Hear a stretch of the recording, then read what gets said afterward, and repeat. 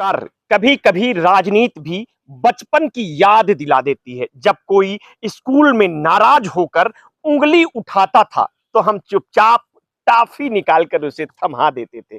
शनिवार को आरा में ऐसा ही नजारा सामने आया। भाजपा कार्यकर्ताओं ने राहुल गांधी को काले झंडे दिखाए, प्रधानमंत्री नरेंद्र मोदी को मां की गाली देने की घटना पर नारेबाजी की, लेकिन राहुल गांधी ने अपनी गाड़ी रुकवाई, विरोधियों को पास बुलाया और टॉफी थमा दी।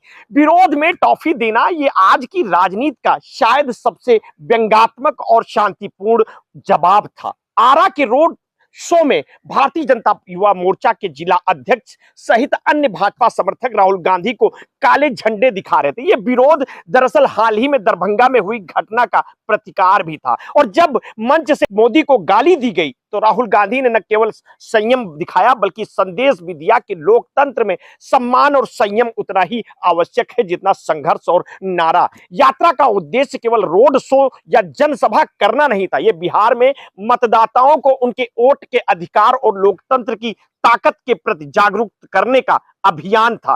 राहुल ने इस अवसर पर चुनाव आयोग पर भी सीधे सवाल उठाए। उन्होंने कहा कि वोटर अधिकार यात्रा के दौरान जो घटनाएं हुई उससे साफ है कि चुनाव आयोग का दायित्व सिर्फ जुगाड़ बनाने का नहीं होना चाहिए। उन्होंने आयोग से सवाल किया कि क्या जनता के वोट सुरक्षित हैं? क्या किसी राजनीतिक दल को खुलेआम असंवैधानिक ताकतों के जरिए फायदा पहुंचाना सही है?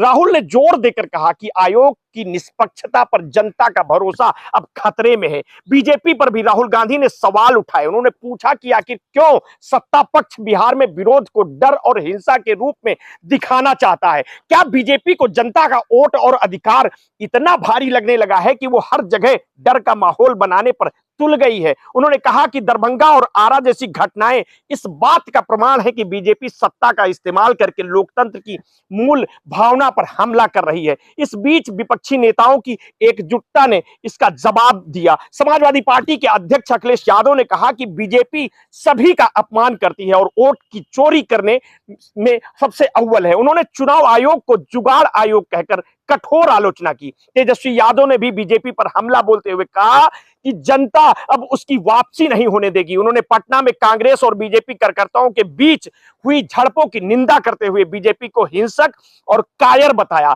साथ ही इस यात्रा की कवरेज पर मीडिया की खामोशी भी सवाल खड़ी करती रही। तमाम महत्वपूर्ण घटनाएं जैसे आरा में राहुल गांधी का विरोधियों को टाफी थमाना और चुनाव आयोग तथा बीजेपी पर उठाए गए सवाल मीडिया में अपेक्षित स्तर पर नहीं दिखे। जनता तक इन ऐतिहासिक और प्रतीकात्मक घटनाओं का संदेश पहुंचाने में यह एक कमी रही, जिससे सवाल उठता है कि क्या लोकतंत्र में चौथे स्तंभ ने अपनी जिम्मेदारी पूरी की है? यात्रा में विपक्ष की एकजुटता का संदेश देने के लिए तमिलनाडु के मुख्यमंत्री एमके स्टालिन पहले ही शामिल हो चुके हैं, जिन्होंने पक्ष के खिलाफ बिगुल फूंक चुके हैं। राहुल गांधी, तेजस्वी यादव और अखिलेश यादव की मौजूदगी ने बिहार की जनता को यह भरोसा दिया कि उनका वोट सुरक्षित है और उनके अधिकार संरक्षित है। कुल मिलाकर 16 दिन और 1300 किलोमीटर लंबी यात्रा सिर्फ रोड शो या जनसभा का सफर नहीं थी। यह लोकतंत्र की रक्षा, वोटर अधिकार की लड़ाई, मीडिया की निष्पक्षता पर सवाल था, चुनाव आयोग की जवाबदेही और विपक्षी एकजुटता का ऐतिहासिक संदेश बनकर उभरी थी। और यह दृश्य विरोध के काले झंडे दिखाने वाले भाजपा कार्यकर्ताओं को राहुल गांधी द्वारा टाफी थमाना शायद लोकतंत्र में संयम और सम्मान का सबसे व्यंग्यात्मक और यादगार प्रतीक बन गया। आगे की अपडेट के लिए आप हमारे साथ जुड़े रहिए, समय समय पर आपको अपडेट देता रहूंगा। आपने अगर अभी तक हमारे इस चैनल को सब्सक्राइब नहीं किया है तो तत्काल कर लीजिए, बेल आइकन दबाना बिल्कुल ना भूलिए। अपने स्वास्थ्य के प्रति सचेत रहिए, सजग रहिए और हाँ, आपने कभी भी कोरोना वैक्सीन लगवाई है तो समय समय पर अपने ब्लड प्रेशर की जांच अवश्य कराते रहिए। अपना ध्यान रखिए। बहुत बहुत धन्यवाद। साधुवाद।